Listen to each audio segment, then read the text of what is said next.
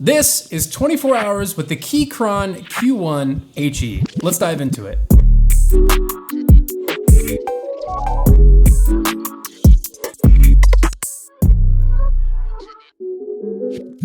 All right, guys, welcome back to another 24 hours with, this time with the Keychron Q1 HE, which I swear I'm gonna mess that up if I keep trying to say it.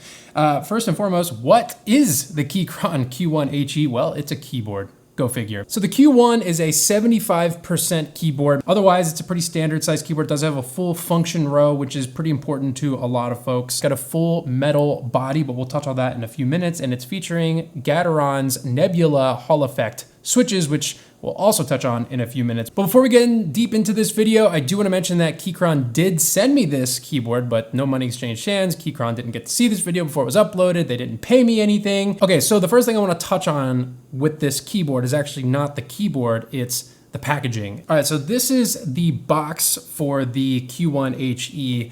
As you can see, it comes in a super nice looking box right here. You got a little sleeve on the top, and then you have this sort of standard tech box, if you will, drop down box. You've got a quick start guide on the top. Then you've got this nice piece of foam that sits on top of the keyboard. And then inside the box, I obviously already unboxed it, but it comes in this little plastic bag. And then inside you've got a number of different accessories. I've already taken the keycap puller and switch puller out because this is also hot swappable if you're into that sort of thing.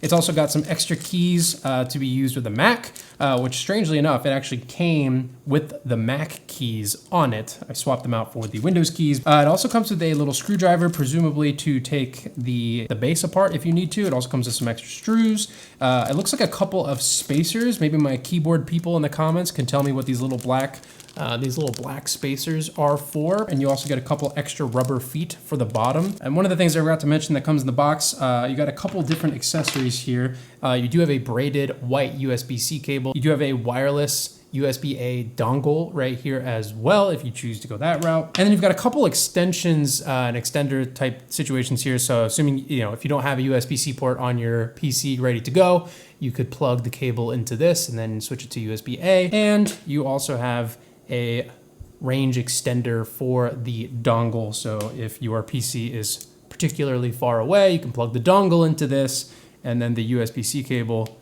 into that. And then you can position this closer to the keyboard. In any case, that was sort of the first thing I noticed with this keyboard, is that the packaging was really top notch. Throughout this video, you'll probably hear me compare this to the Corsair K70 TKL. Right out of the gates, this is definitely a more premium sort of experience. It's more focused on the typing experience, whereas the Corsair is definitely more focused on just performance forward. That being said, let's talk a little bit about the hardware and the colors on this Q1. So first and foremost, it's very dense. It's very heavy. If you've ever held a high quality sort of, I use the word boutique a lot, but if you've ever held a sort of heavy boutique keyboard, they're usually made of all aluminum. The Q1 is no different. It has a fully aluminum case. Let's go ahead and do like a full tour on the top here. You've got a couple different things. So you've got your USB-C port, so you can plug it straight into your computer. You've got your Windows and Mac switch right here, which allows you to wirelessly connect this to either a Mac or a Windows. It does matter. So if you're using this on a Mac, you're gonna wanna make sure you switch it over to Mac. If you're using it on a Windows, make sure it's switched over to Windows. And then the switch next to that is going to be your connection type.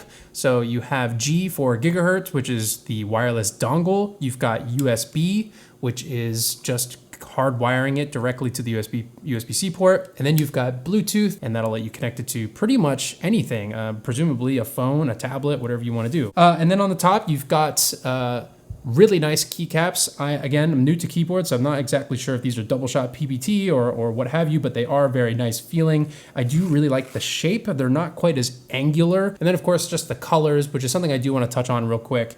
Something with a keyboard, that's more on the premium side of things.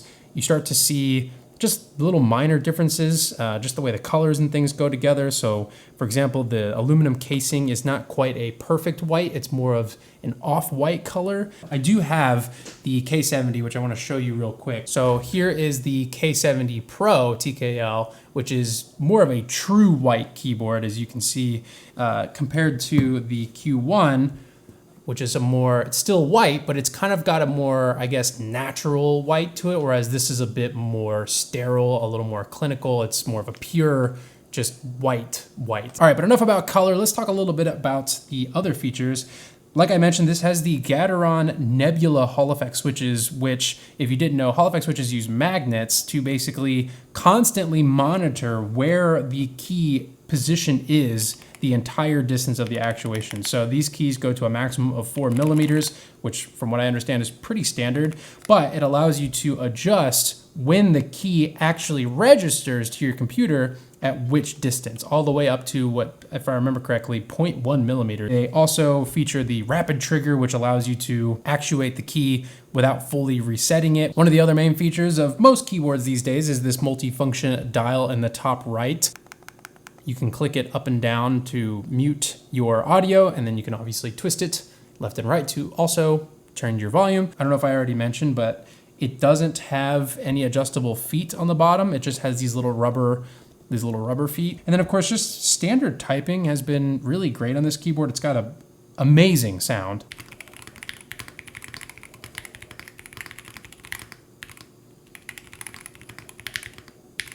And if I'm not mistaken, these are pre-lubed switches, ultra smooth. And in case you're wondering, the Nebula switches are linear. I don't believe they come in any other style. So if you don't like linear switches, you probably will not like this keyboard. But if you do like linear switches like I do, you're gonna love this keyboard because these feel phenomenal. But I think for a pre-packaged turnkey keyboard, this is gonna impress pretty much anyone who, you know, isn't a keyboard nerd per se, or maybe someone who's trying to get into the hobby. Maybe this is a great entry point as sort of a pre-built situation. So that way, you know, you don't have to do the full assembly. You can start here and kind of make some upgrades over time. But I think if you're just looking for a high quality, very premium typing experience that still has like a lot of performance experiences for gaming, this is a great spot to be in. I mostly played League of Legends with this keyboard primarily because that's just the time that I've had. And also I felt like it was a good way to test out the adjustability on the Hall effect switches. And for those of you who don't know, Keychron now has a online software adjustment called the Launcher. That's where you're gonna get all your settings for macros and your Hall effect actuation settings. And there's a bunch of stuff in there. And one of the cool things that I saw in there was you can actually set joystick controls and curves for the keys, which is a really weird thing. Like if you've ever played a racing game on a keyboard, it's usually really tricky because keys are typically binary, right? They're either on or they're off. They either actuate or don't. But with Hall effect switches, they're always on. And just like a joystick, the more or less that you push it, the more or less the input value is. So if you want to play a racing game with this keyboard, you actually can get like a more unique throttle response. Let's say, like if you're using the W key to move forward, you can half press it to go half throttle and then full press it for full throttle and so on and so forth. So I thought that was pretty cool that they just have joystick mapping built into that. I also like the Launcher because it's not something you have to download onto your PC, which is something I complained about with the Corsair. Basically, this is the true definition of set it and forget it. You go to the website once, you set your keyboard the way that you like it. That includes the RGB. It does have some hotkeys, obviously. So if you want to switch profiles, you can do that just with the keyboard. You can change your RGB and that's it. You just close the tab and that's it. Everything is saved on the onboard memory. And real quick, pricing and availability. These are obviously already out. You can get them on Keychron's website for about $220 if I remember correctly. And Amazon has them, I think, for $240. So I'm not really sure why they're more expensive on Amazon, probably because of a shipping situation. Value-wise, I think it makes sense given the direction it's sort of heading. More time will tell whether or not it's worth over $200, but you guys let me know in the comments, would you pay over $200 for a keyboard like this? So thank you for watching this video, and if you haven't had a chance, maybe go watch the K70 Pro TKL review. We'll be doing a review of the Q1 here hopefully soon, so stay tuned for that. Make sure to get subscribed if you aren't already, and make sure to hit the like button, and have a great day. Peace.